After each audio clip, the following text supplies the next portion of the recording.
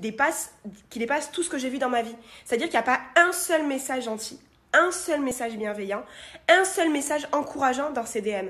Alors, je ne défends personne, mais de ce que moi je vis, de ce que moi je connais et de la personne que j'ai en face de moi. Je vous explique, La Villa des Cœurs Brisés Sits a été tournée en septembre. Et on parle donc, quand vous avez vu ce fameux patio, je ne citerai aucun nom à part celui de Théo, parce que je ne donnerai de la lumière à personne. Parce que selon moi, le show qu'il y a eu, parce que le mot exact est du show, ne mérite pas que je place de prénom sur certaines choses. Bref, je m'avancerai pas là-dessus. En tout cas, une chose est sûre, c'est que le patio parle d'une histoire qui date de février-mars de l'année dernière, 2020. On est en 2021. Il y a un an pile. On est d'accord? Là, vous revoyez les images. Le but d'une télé-réalité, c'est quoi?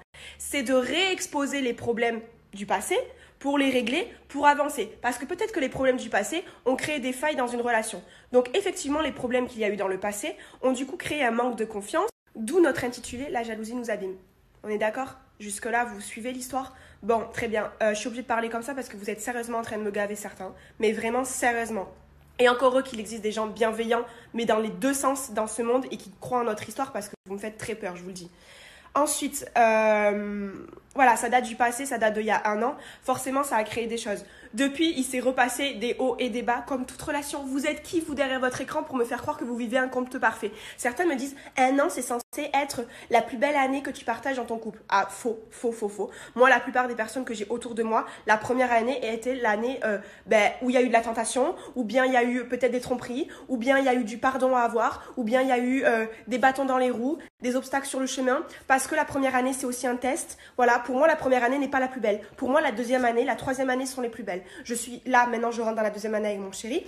Ce n'est pas pour que vous me fassiez la morale que du négatif. Pas du tout, loin de là. Vous croyez vraiment que moi, Cassandra Julia, à 21 ans, 22 dans quelques semaines, là, je suis conne à ce point de rester avec une personne si je souffrirais et si, comme certains me disent, je pleure plus que je ne souris.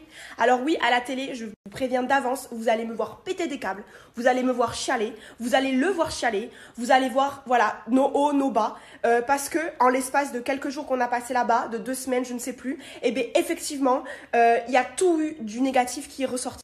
Effectivement, parce que, excusez-moi, une télé-réalité, c'est aussi le but.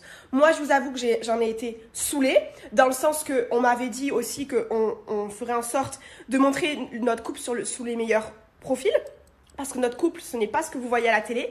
Malheureusement, là-bas, ça a été trop vite et il y a eu que du négatif. Et je craignais vos commentaires, je le craignais parce que je savais du coup que vous allez penser ça de nous. C'était pas le but, je vous le dis, c'était pas du tout le but. Attendez vous mettre une claque à vous. En tout cas, moi, ça fait plus d'1 an que je suis avec. Je vis un amour qui n'est pas parfait. J'ai des hauts, j'ai des bas. Certes, je serai une reine des putes, pardon, à dire je vis une relation parfaite. Pas du tout. Par contre, j'ai un chéri parfait. Alors oui, il a un caractère de merde. Oui, j'ai un caractère de merde. Alors oui, ça clash. Oui, il a fait des erreurs comme tout homme qui peut être un peu con dans sa tête, un peu immature, qui se cherche, qui ne sait pas trop ce qu'il veut, où il en est dans sa vie, etc. Ça a été pardonné. Comme certains me disent, j'ai pardonné, je ferme ma bouche. Maintenant, je suis venue dans cette émission, vous allez voir pourquoi et vous allez aussi voir des facettes de lui que vous ne connaissez pas. Maintenant, vous croyez vraiment que je suis malheureuse dans ma vie? Ok, d'accord, très bien. J'ai le mec qui me fait le plus plaisir au monde, qui s'occupe le mieux de moi. C'est-à-dire qu'en ce moment, je vais très mal. J'ai une personne qui ne me lâche pas d'une seule seconde. Si je dors mal la nuit, il va dormir mal avec moi la nuit. Si je souris, il va sourire avec moi. Si j'ai faim de ça, il va se priver de ce que lui veut pour que moi, je mange à ma faim de ce que moi, je veux. Vous en avez des mecs tout le temps comme ça? J'ai un mec qui me fait des surprises du matin au soir, qui me surprend, qui n'est pas là à croire que je suis acquise tout le temps comme je l'ai dit dans l'aventure, parce que d'ailleurs l'aventure lui a fait du bien, un grand bien fou.